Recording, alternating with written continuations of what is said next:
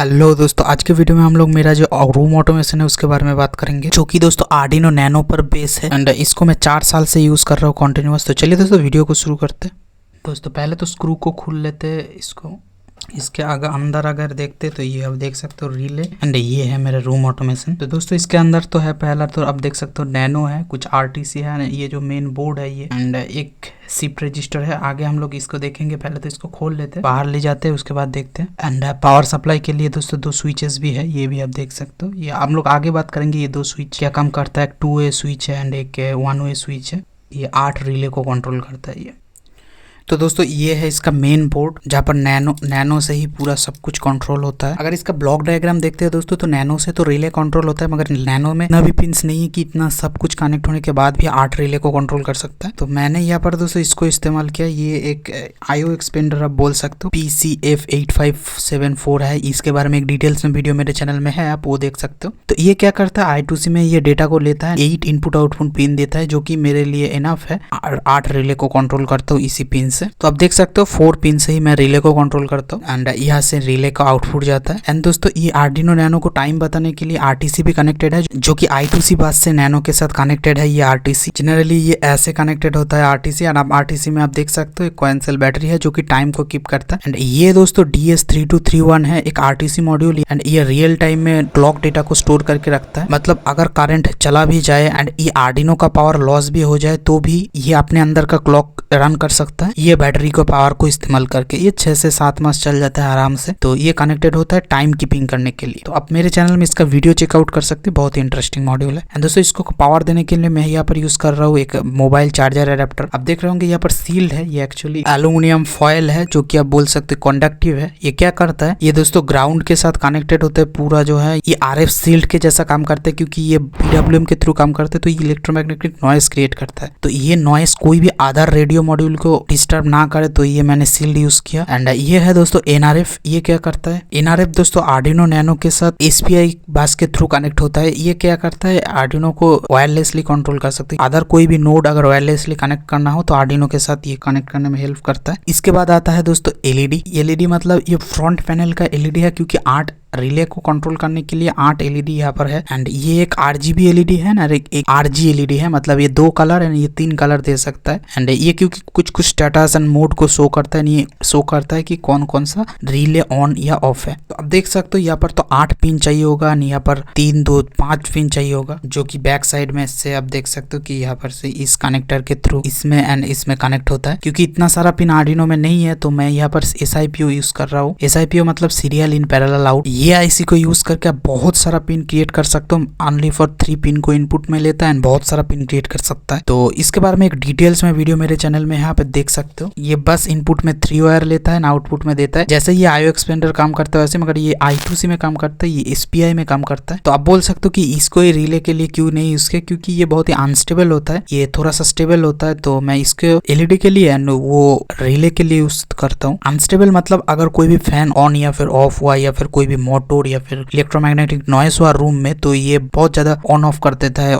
इसको फिर से रीसेट करना पड़ता है कोड के मदद से। तो इसीलिए मैं रिले को यूज नहीं करता, क्योंकि बहुत सारा प्रॉब्लम होता है। क्योंकि मैं इसको 4 साल से यूज कर रहा हूँ 2021 से, इसीलिए मैं इसको यूज किया। इसके बाद दोस्तों 2 सॉकेट आउटपुट में गया है 5-5 करके, एक पिंस के लिए जो कि PIR कंट्रोलर को इनपुट लेता है कि रूम में कोई मूवमेंट हो रहा है कि नहीं। PIR कंट्रोलर एंड IR को रिमोट के लिए मैं इसको ही इस्तेमाल करता हूँ, जो कि रिमोट सेंसर से इनपुट लेता है। एंड ये बहुत ज्यादा काम का है दोस्तों, क्योंकि रिमोट से ही मेरा 90% काम हो जाता है। और UART प्रोग्रामिंग के लिए दोस्तों, क्योंकि इसको बार बार खोलना पॉसिबल नहीं है, तो प्रोग्रामिंग के लिए मैं यहाँ पर UART बस को यूज करता हूँ। UART में जो 5 पिन होता है वो VCC एंड ग्राउंड दोनों साइड में है, क्योंकि अगर बाई चांस उल्टा कनेक्ट हो जाए तो ये काम नहीं करेगा। And RX TX and reset चाहिए होता है जब भी प्रोग्राम अपलोड करते हो, तो RX TX and reset FTTI के थ्रू मैं इसको प्रोग्राम अपलोड करता हूँ, तो बाहर से ही प्रोग्राम अपलोड हो जाता है। उसके अलावा ये कनेक्ट तो LED के लिए है दोस्तों। एंड ये बहुत ही इंटरेस्टिंग है दोस्तों, ये कनेक्टर कैन मॉड्यूल के लिए है, क्योंकि कैन बस ये रूम ऑटोमेशन में बहुत ही ज्यादा इंपॉर्टेंट है। तो ये कैन मॉड्यूल के लिए कनेक्टर है, क्योंकि बाद में ये कैन मॉड्यूल के मैंने ये ऐड किया, तो आप देख सकते हो ये फ्लेक्सिबली ऐड किया हुआ है, तो ये ऐसे कनेक्ट हो जाता है। एंड ये दोस्तों बहुत ही ज्यादा यूजफुल है जब भी दूसरे के साथ कम्युनिकेट किया जाता है। बहुत ही रिलायबल सिस्टम है, कार में भी ये इस्तेमाल होता है। इसके बारे में एक डिटेल्स में वीडियो है, आप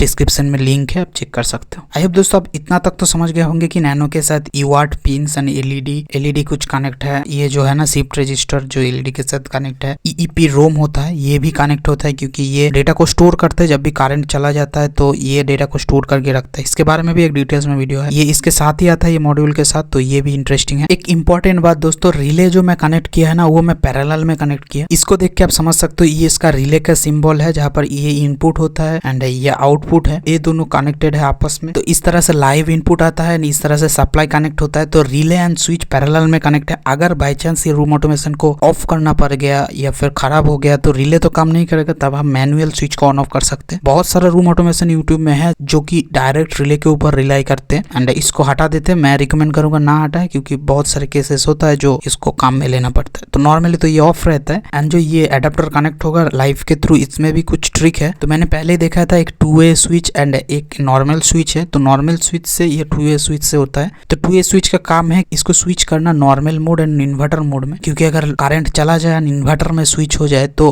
क्या ये इन्वर्टर में चलता है या फिर लाइव में ही चलेगा, तो आप मैनुअली चेंज कर सकते हो क्योंकि ये ऑन ऑफ का, क्योंकि अपडेट करने के बाद अगर कोड ठीक ठाक काम नहीं करता है तो आप ऑफ करके भी रख सकते हो नेक्स्ट अपडेट के लिए। तो ये स्विच भी इंपॉर्टेंट है दोस्तों। हार्डवेयर एंड कनेक्शन बहुत ही ज्यादा सिंपल है, इसमें तो कोई ट्रिक नहीं है, मगर ट्रिक जो है आप एमसीयू देख रहे हो बहुत ही ज्यादा कमजोर है। एक तो 16 मेगाहर्ट्ज क्रिस्टल में ये रन करता है जो कि स्लो है एंड इसमें 2 KB का रैम मिलता है, बहुत ही कम है इतना ज्यादा कंपोनेंट एक साथ चलाने के लिए। एनआरएफ हो गया, शिफ्ट रजिस्टर हो गया, बहुत सारा एलईडी, एक मॉड्यूल एंड आरटीसी, सबको कंट्रोल करने के लिए इसका कोड बहुत ही ज्यादा रोबस्ट होना चाहिए एंड रिलायबल होना चाहिए, जो कि मैं 4 साल से यूज कर रहा हूँ एंड कोड मेरा ही है। तो दोस्तों इस वीडियो का सबसे इंटरेस्टिंग पार्ट कोड ही है, जो कि मैं डिस्क्रिप्शन में दे दूंगा, आप कोड को डाउनलोड कर सकते हो। एंड आगे दोस्तों कोड का ही ब्रीफिंग देता हूँ कि कोड एक्चुअली काम कैसे करता है। एंड ये कोड दोस्तों बहुत ही सिंपली लिखा हुआ है एंड हर एक चीज को आप मैन्युअली कंट्रोल एंड कॉन्फ़िगर कर सकते। अगर आप ये स्ट्रक्चर काम में लेते हो एंड पिन को अलग अलग भी है तो कोड में आप उसको चेंज कर सकते हो। तो कोड दोस्तों एडिटेबल है एंड रोबस्ट है। तो पहले तो दोस्तों वर्जनिंग के बारे में बात कर लेते हैं। कोड का 3 वर्जन आता है, 8.x मतलब कुछ नंबर। पहला जो है ना वो हार्डवेयर को दर्शाता है, क्योंकि मैं इसको डिस्क्रिप्शन में एक ही वर्जन दूंगा, मगर आप वर्जनिंग को समझते हो कुछ भी चीज का, तो जो 3 वर्जन होता है ना उसमें पहला हार्डवेयर को दर्शाता है कि अगर कुछ मेजर चेंज होता है हार्डवेयर में तो इसको चेंज करना पड़ता है। एंड ये स्टेबल अपडेट के लिए है, मतलब कुछ कोड अगर स्टेबली काम कर रहा है, जैसे मैं अगर नैनो के साथ कैन मॉड्यूल के लिए कोड लिखा है, ये कोड स्टेबली काम कर रहा है एंड अपडेट का जरूरत नहीं है, तो यहाँ पर चेंज होगा। एंड ये दोस्तों बहुत ही फ्रीक्वेंट अपडेट के लिए चेंज होता है एंड ये बढ़ता रहता है एंड जब भी ये इंक्रीज होता है ये 0 हो जाता है, तो ऐसे ये काम करते हैं। वर्जनिंग कहता है इसको। वैसे तो मेरा जो कोड है 8 पॉइंट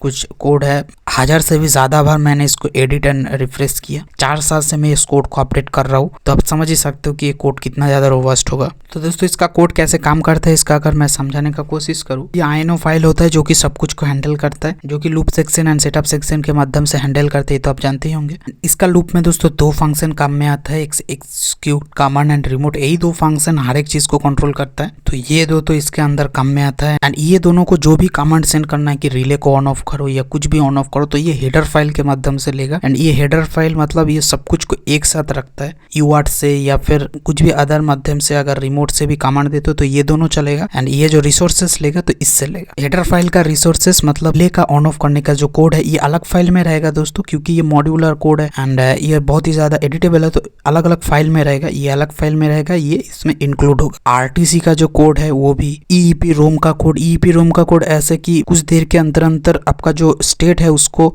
सेव करना पड़ता है, क्योंकि अगर करंट चला जाए तो कौन सा स्टेट में था, कौन सा रिले ऑन हुआ था, कौन सा टाइमर चल रहा था, सब कुछ ईईपी रोम में सेव होता है 5 मिनट के बाद। तो इसके कोड भी ये हेडर फाइल में इंक्लूड होगा। PIR मतलब ये रूम में कोई मूवमेंट हो रहा है कि नहीं वो डिटेक्ट करता है। एंड रिले टाइमर बहुत ही इंपॉर्टेंट है, इसको मैंने खुद लिखा कि रिले को कुछ देर के लिए ऑन करके ऑफ करना है। यहाँ पर दोस्तों हर एक जो कोड है ये कोई भी माइक्रो कंट्रोलर में काम करेगा एक्सेप्ट ये रिले रिमोट वाला कोड, क्योंकि ESP में जनरली ये रिमोट वाला जो लाइब्रेरी है वो सपोर्ट नहीं करता। बाकी सब कुछ दोस्तों हर एक MCU में सपोर्ट करता है, चाहे ये कोड आप PyPico के मदद से चलाए या फिर नोड MCU के मदद से। एंड इस कोड में सबसे इंटरेस्टिंग जो पार्ट है दोस्तों ये एग्जीक्यूट कमांड करके। दोस्तों ये जो डिजाइन है दोस्तों ये नैनो ये INRF के मदद से भी कमांड ले सकता है एंड UART के मदद से भी कमांड ले सकता है एंड कैन बस के मदद से भी कमांड ले सकता है एंड वो कमांड से ये एग्जीक्यूट कमांड को रन करेगा। तो जैसे अगर ये कैन बस है एंड ये दोस्तों जो नोड 1 है, अगर मैं इसको मान लूं, अगर कुछ और नोड है जो कि कैन बस के थ्रू ही कनेक्टेड है एंड इसके साथ एक दूसरा नोड वायरलेसली कनेक्टेड है, तो अगर मैं इसमें कमांड देता हूँ इसको ऑन करने के लिए, तो ये तो अगर एग्जीक्यूट कमांड करेगा, इसका कमांड नहीं है तो इसको ये सेंड करेगा, इसका कमांड नहीं है तो इसको ये रीसेंड करेगा। तो ये अगर मैं इसको कमांड देता हूँ यूआर्ट के थ्रू, ये इसमें भी कमांड जा सकता है। तो ऐसे ये काम करता है एग्जीक्यूट कमांड, बहुत ही ज़्यादा वर्सेटाइल है। एंड इसका यूनिक बात यह है कि एक तो ये वायरलेस हो, कैनवास हो, हर एक में काम करता है, क्योंकि मैंने इस कमांड को इस तरह से डिजाइन किया जहाँ पर ये कमांड आईडी हो गया, कुछ भी नंबर दे दो 29 बिट का, एंड C4 कमांड होता है, एंड 8 आप डेटा को सेंड करते हो, मतलब 8 कैरेक्टर को आप सेंड कर सकते हो डेटा के रूप में। क्यों ऐसा? क्योंकि ये फॉर्मेट कैन मॉड्यूल का है और ये सबसे मिनिमल फॉर्मेट है, इससे आप कैन मॉड्यूल से डेटा ट्रांसफर कर सकते हो। ऐसे तो इनरएफ की मदद से बहुत ज़्यादा डेटा ट्रांसफर कर सकते हो, क्योंकि कैन मॉड्यूल सबसे मिनिमल डेटा को सेंड कर सकता है, तो इसीलिए ये इसको ही मैंने अपनाया। तो चाहे कोई मॉड्यूल में सिर्फ कैनवास हो या फिर दोनों हो, तो ये ऐसे ये एग्जीक्यूट कमांड जो फंक्शन है उसके मदद से ये डेटा को हॉफ कर सकते हैं, जहाँ पर ये कमांड यूनिक होना चाहिए। तो यही था आज का वीडियो दोस्तों। आपको ये वीडियो कैसा लगा कमेंट में बताइए, कुछ भी हेल्पफुल हुआ है यार, कोड को आप जरूर चेकआउट करना। एंड अगर ये वीडियो आपको कोई भी हेल्प करता है तो लाइक कीजिए दोस्तों। रूम ऑटोमेशन के लिए और भी वीडियो देखने के लिए मेरे चैनल को सब्सक्राइब कीजिए, एंड मिलते हैं दोस्तों नेक्स्ट वीडियो में, तब तक के लिए जय हिंद।